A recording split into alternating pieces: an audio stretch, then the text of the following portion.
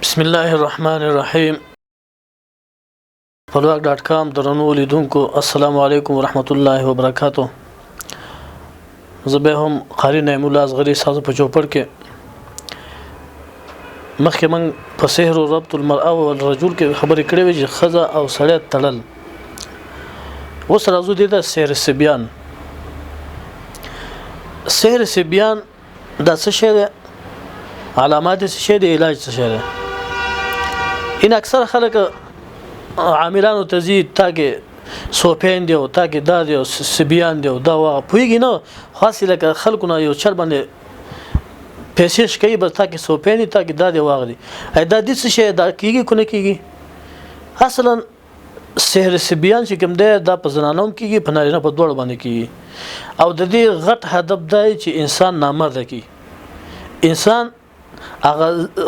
دغه چې کوم د تولد چې کومه تسلسل لا ختم کین مطلب سره به نسل کی هدف هم دقه لکه د زنانه باندې چې کله کیږي نو زنانه حمل ونیسي او به وروسته چې کوم د حمل ځای کوي په دې کلمو باندې په دغه دردونه راځي ماشوم ځای کوي دغه هدف د پر شوی دی چې د ماشوم ایثار نشي ماشوم ځای شي ماشوم ختم شي کله کله دا په خلکو کیږي خو بالعموم د علامات چې کوم دي دا ذکر کوم تاسو ته چې دا علامات سړی کوم راځي په ځانله دوړ کې راځي دا انسان همیشه قبض لري یو د بدن رګونه چې کوم د غیر اختیاري حرکتونه کوي کله دا د پلغي کله دا د پلغي کله کله د علاج په وخت دا چې کله سره دمي د علاج دلان راونی سي انسان ډیر عاجز ده انسان باندې قسم حالات راځي به د ما به د انسان هوا خارجيږي ځکه د هوا د خارجدل په حساب باندې جن چې کوم د تخت په سیستم په دغه طریقه باندې او دغه سره یا د زنانه د مرد بچی چې کوم د یا د سړی سپرم چې کوم د هغه پر مستلد یا سپرم لوجني او یا چې کوم د زنانه پر رحم مسلط ماشوم غرزي ځای کوي او به د سره علی تناسق چې د سړی نو علی تناسق وچیږي داولی انتهایی درانه لکه د پولو باندې چې انتهایی غټ بوج پروتي لکه یو پیټه چې فشار کړي په دغه سیستم باندې ځکه د سیر په شوی ده هو انسان ډېر کمزور دی او غیر اختیاري دسکه هم د کوي کړه ناس د شرکې کړه ناس د شرکې کړه په خپل اختیار کې نه ده غیر اختیاري دسکه هم د کوي او دا د دې سره هدف هم دغه چې د سره نامردي شنو د نامردي د پر دغه کیږي انډي وچیږي اله تناسل نه راکیږي د نن نوزي انډي چې کومه کمزوري کیږي ګرمي انتهایی دا د علامات دي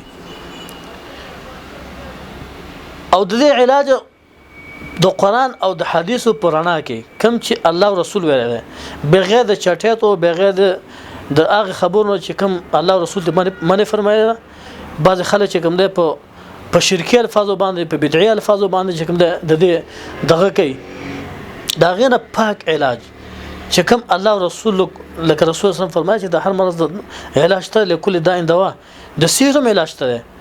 دا مریض براولږي یا نه یا و پانه به بیر راوخلی او په دمو سیر باندې به چوف کې چې کوم د مسیر مخه موږ ذکر کړو پاغه باندې هغه د مسیر په دې پانو باندې چوف کی به د پان راواخلي د وبو په منځ کې یا په مثال خبره په سطل کې یا په دشکی کې په هر څه کې چې د پانه بواجه په دشکی کې په سطل لوبو کې دنه د پانه وټه کې چې د غرنګ پریری کله د پانه وټه کې په دغه وبو باندې انسان چې د لامبم او به د وبسکیم ایو به دا عمل شروع کې چې دا به یو لزر به درود وي به سورته مزمل وي یو ځله به سوره فاتحه وزله به آیت الکرسی وزله به افحسبتم انما خلقناكم عبثا تر اخره پورې اتلسمه پرګي دا وزله به اخره کې سوره فلق او سوره ناس وزله به دا به وي به اخره کې به درود شریف چې کوم دا یو لزله وي او په دغه ابو باندې به چف کی ادا ابو وسکی ایا به ولامبي او بل طریقه دا د دې کې ضعف راځي په تناسل کې کله چې دا سیپ انسان باندې وشي نو سورته 3 به نه ځلې په شاتو باندې دم کې او به په تناسل غوړه کې به اجماع کې ان شاء الله د سر به مات شي ځکه دا سحرونه هم دغه حدد پر خلک چې د انسان یا د دې ژوندۍ تباشي یا د دې وخت باشي یا د سره ولې ترقی کړی دا یا د دې سره زما خپل تضاد ده د دې سړي چې کوم ده ولې د مخ روان ده دا ولې د پیسې پیدا کړلې دا پلانکې زما خو مال نه راکې پلانکې جنۍ وي دا لک زما خو مال نه راکې نو په دغه سیستم باندې د بغض او حسد او کینه پیدا شي به ساحر لا شي او ساحر چې کوم ده سیر په انسان باندې کوي نو دغه ملعون ساحر چې کوم ده دا هلاک او تباہ ده دنیم هلاک ده تباہ ده او اخرت هم هلاک او تباہ ده خدا سوچ ورزي دام تباہ شو ته د دنیا د تعصب د وجنه د دنیا د بغض د وجنه د سو خبرو د وجنه ته انسان په مسلمان باندې انسان ته سحر کې هغه د حالت تراسه نو قیامت خوشته کنه